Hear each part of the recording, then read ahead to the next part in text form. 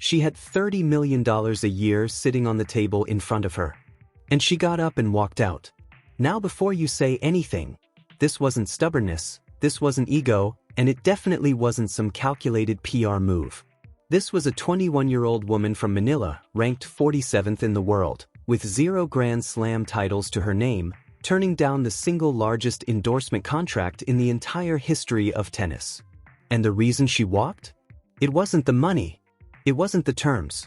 It was one page. Page 63. So what was on that page that made $300 million feel like a trap? Let's go back to the beginning because this story didn't start in a glass conference room in Munich. It started with an email, 3 words, and a phone that wouldn't stop ringing. It was a Tuesday morning and Alex was deep in a training session in Spain when her agent sent her a message with the subject line that just read, "Call immediately. Puma." Now Alex had dealt with sponsorship interest before. Local brands, equipment companies, the kind of deals that help an athlete cover costs without changing their life. But this wasn't that. Not even close. Puma wasn't calling to put their logo on her tennis bag. They were calling to make her the face of their entire global tennis operation. The first meeting was a full production, executives flown in from Puma's international headquarters, marketing directors, legal teams, their chief strategy officer. They sat Alex and her agent down and walked them through a proposal that honestly sounded like something out of a movie. $300 million. Over 10 years. $30 million every single year, guaranteed. Not tied to rankings, not tied to Grand Slam wins, not tied to anything except her showing up and being Alex. To give you some context for how insane that number is, Serena Williams, arguably the greatest tennis player who ever lived, was estimated to make around $18 million a year from Nike at her peak. Naomi Osaka, with multiple major titles and one of the most recognizable faces in sports, was pulling in roughly $25 million a year combined across all her sponsors.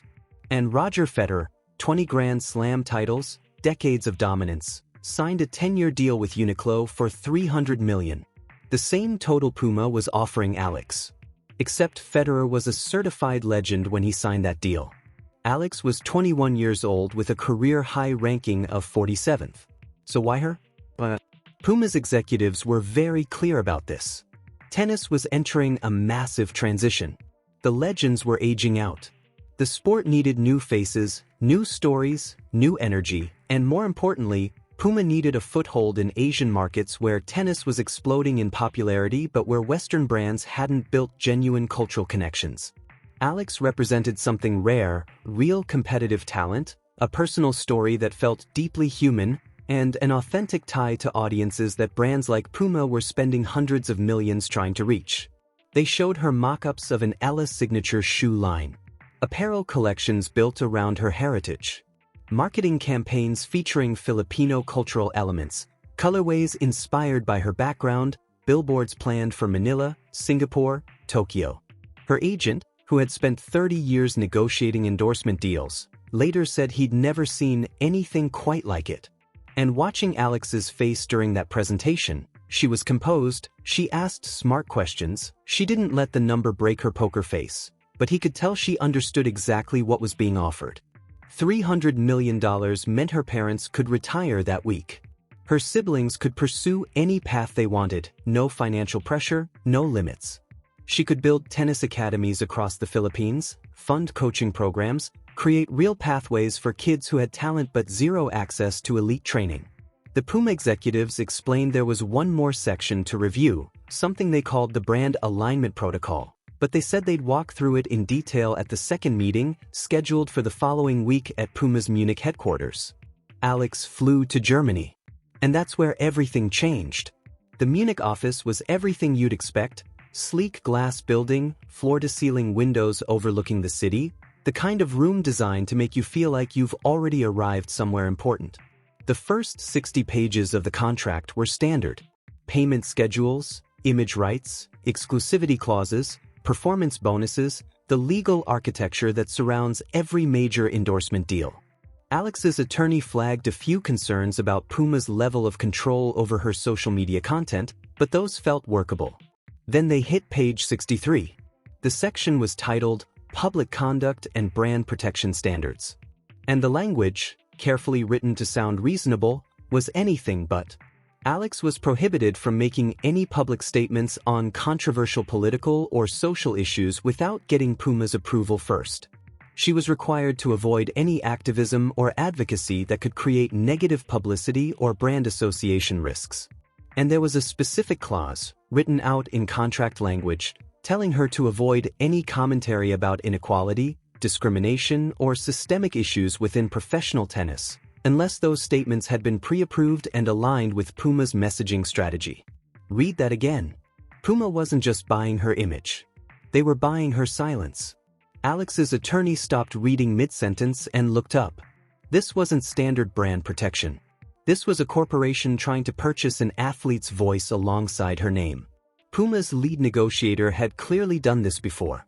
He explained it matter-of-factly: modern sports marketing is about managing risk. Athletes have massive platforms. One poorly timed post supporting the wrong cause can generate controversy worth hundreds of millions in brand damage, and Puma needed assurance that their most visible global ambassador wouldn't create commercial complications. He wasn't wrong about how the industry works. But Alex started asking specific questions, and that's when the walls really closed in. Could she speak publicly about the discrimination she'd personally experienced in professional tennis? No, because criticizing tournament organizations could strain Puma's commercial relationships. Could she advocate for Filipino athletes facing systemic barriers in the sport? Only if she framed it around opportunity rather than inequality, because language around discrimination might alienate audiences in key markets. Could she support causes around poverty or social justice? Potentially, if they aligned with Puma's approved CSR initiatives and didn't contradict positions held by their other sponsored athletes. Alex asked for a recess. 2 hours. And in that 2-hour window, she sat with her attorney and her agent in a quiet room and worked through one of the hardest decisions of her life. Her attorney was direct. From a legal standpoint, the contract was enforceable and well-constructed. Violating the public conduct clauses would trigger financial penalties and potentially require her to return money she'd already received. Her agent laid out the commercial reality: $300 million, even after taxes and commissions, was generational wealth. She could invest conservatively and never need to earn another dollar from tennis. Her family would be set permanently. But both of them sat with the uncomfortable truth in the room. Puma was asking Alex to become a version of herself that didn't speak about the things that had defined her public identity: the discrimination she'd called out, the advocacy she'd started building for Filipino athletes, the platform she'd begun using to challenge the systems that kept kids like her 8-year-old self off the court in the first place. And here's the question that hit hardest. If she accepted the money and stopped speaking, would the academies she funded actually create change? Or would they be charity that felt good without addressing anything real? If every athlete with a platform chose corporate money over their voice, who was left to speak for the ones without either? Alex sat quietly and thought about the little girl who walked into Manila Verde Tennis Club and was told she didn't belong there. That rejection shaped everything. It shaped her drive, her identity, her sense of purpose. And she realized that signing this contract would mean accepting the premise that her voice had a price. Not just in this clause, not just on this issue, but in principle. That silence could be purchased if the number was big enough. And once you accept that premise, she said later, the specific language doesn't even matter anymore. She already sold the thing that mattered most. She went back into the conference room. Puma's team was relaxed, contracts already laid out, press releases drafted, social media campaigns queued and ready to launch. They assumed the break had given Alex and her team time to reconcile with a contract that was admittedly restrictive but reflected the reality of the industry. Alex sat down, folded her hands on the table, and thanked them. Genuinely. She acknowledged that $300 million was extraordinary. That Puma had offered her something most athletes could only dream about. And then she told them she couldn't sign. She walked them through her journey, from public courts in Manila to professional tennis, the barriers, the discrimination, the slow climb, and she explained that the issues Puma wanted her to stay quiet about weren't peripheral to her story. They were the story. Puma's lead negotiator tried to pivot. They could discuss reasonable adjustments, Carve out specific approved topics, find middle ground. Alex stopped him gently. She wasn't negotiating. She was declining. She understood their commercial concerns. She respected their right to protect brand interests. But she also knew that any version of this deal still required her to accept the fundamental premise that her voice was negotiable, that standing for something had a price. She couldn't live inside that premise regardless of what it paid. The room went completely silent. Puma's chief strategy officer, who had flown in specifically for the signing, asked if Alex understood what she was walking away from. She said she understood perfectly.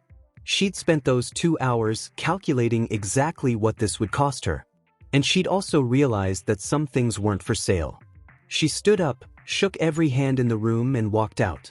The fallout was immediate and divisive. Filipino social media rallied around her like she'd won a grand slam. Athletes from across sports posted in her support. Social justice advocates held her decision up as proof that some principles can't be bought.